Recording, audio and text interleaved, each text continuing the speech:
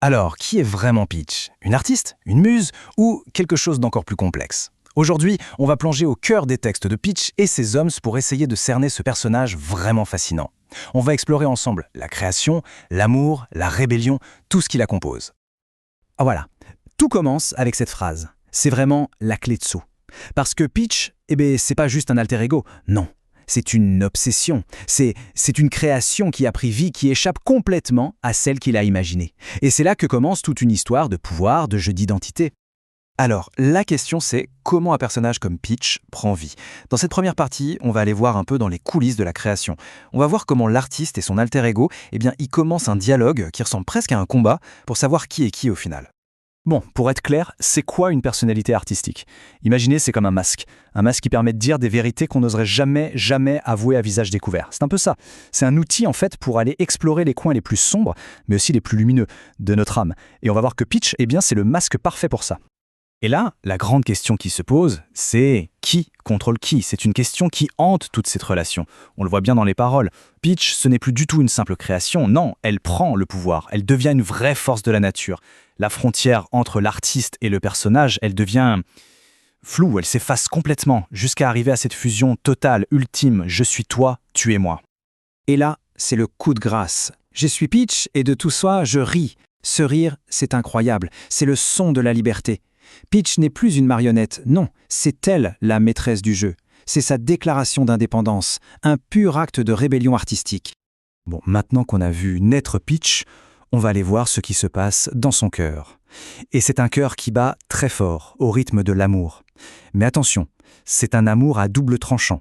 Un amour qui passe de l'extase la plus totale à la douleur la plus profonde. D'un côté, on a l'amour qui donne des ailes, le truc magnifique. Et de l'autre, celui qui brise en mille morceaux. C'est un sentiment assez universel, non? Et c'est justement cette tension, cette espèce de guerre intérieure, qui va nourrir tout l'art de Peach. Et c'est ça qui vient nous chercher, qui nous touche en plein cœur. Parce que oui, quand Peach aime, ce n'est pas à moitié. C'est un véritable incendie. C'est une dévotion qui va jusqu'à la folie, une sensualité complètement brute, une passion qui dévore absolument tout sur son passage. C'est un abandon total, quoi. Un plongeon sans filet. Et puis, c'est le réveil. Un réveil brutal, c'est la lucidité qui arrive. Et elle fait mal. L'amour, il est toujours là, il n'a pas bougé. Mais l'avenir, lui, c'est un mur. Et c'est ça toute la tragédie de Peach. C'est d'aimer sans aucun espoir. Et de devoir partir, le cœur complètement en miettes. Aimer sans fin, ça n'existe pas? Cette question, elle est terrible. C'est comme une blessure à vif. C'est le bruit que fait l'innocence quand elle se brise. Et là, c'est le début d'une descente. Une descente dans une obscurité beaucoup plus personnelle. C'est là qu'on entre dans une autre dimension de son histoire. Et tout à coup, il n'y a plus que du noir. Le monde perd ses couleurs. La souffrance, ce n'est plus juste un moment difficile, non. Ça devient l'air qu'on respire. C'est un brouillard épais qui s'installe et qui donne l'impression qu'il ne partira jamais. Cette obscurité, elle a un nom, bien sûr. C'est la dépression.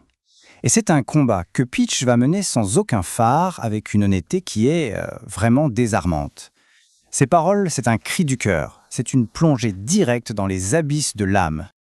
Se sentir perdu, être paralysé, avoir la tête qui explose.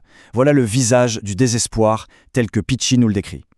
Chaque mot qu'elle utilise est comme une cicatrice. Chaque chanson, c'est un nouveau round dans ce combat pour la survie.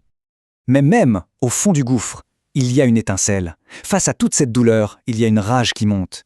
Parce que Peach, ce n'est pas une victime. Non, c'est une combattante. Et sa voix, elle va se faire entendre. Et elle va être plus forte, plus féroce que jamais. Et voilà le premier coup de poing, son identité. Je suis gay, mais pas le truc rigolo. C'est une affirmation tellement brute, sans aucun compromis. C'est une façon de dire, fini les clichés, maintenant on parle de fierté, de complexité. Et cette révolte, elle gronde, et elle va bien au-delà du cadre personnel. Là, c'est un rejet total du système, de ce qu'elle appelle la merde, les mensonges. Le mot vomir, ici, ce n'est même plus une métaphore. C'est vraiment une réaction physique, viscérale, à un monde qui la dégoûte profondément. Et là, on atteint le sommet, presque le blasphème ultime.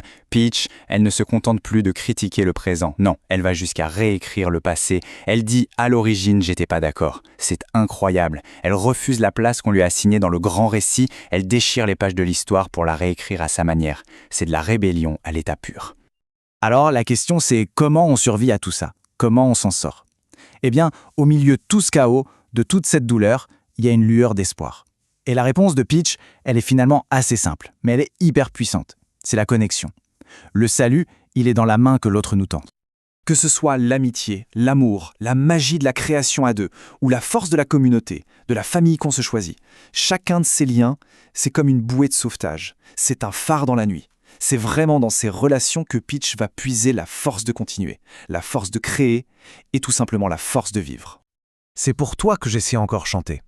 Je crois que tout est dit dans cette phrase. La musique, ce n'est plus juste un truc solitaire pour se vider. Non, ça devient un pont vers l'autre. La connexion, c'est pas juste un bonus, en fait. C'est l'oxygène. L'oxygène qui permet à l'art et à l'artiste de respirer. Et là, la boucle est bouclée, on revient au début, la créatrice et sa créature, elles se retrouvent enfin apaisées. Et la leçon, au fond, elle est simple, mais c'est sûrement la plus difficile à apprendre.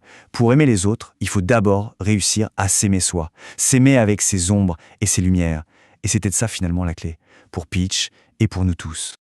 Alors, au final, ce personnage de Peach, c'est une armure ou c'est un moteur? Un bouclier pour se protéger de la douleur ou la source même de toute sa force? La question reste ouverte, bien sûr. Et c'est peut-être ça, toute la magie de l'art. Créer des personnages qui nous protègent, oui, mais qui en même temps nous révèlent à nous-mêmes, dans toute notre belle complexité.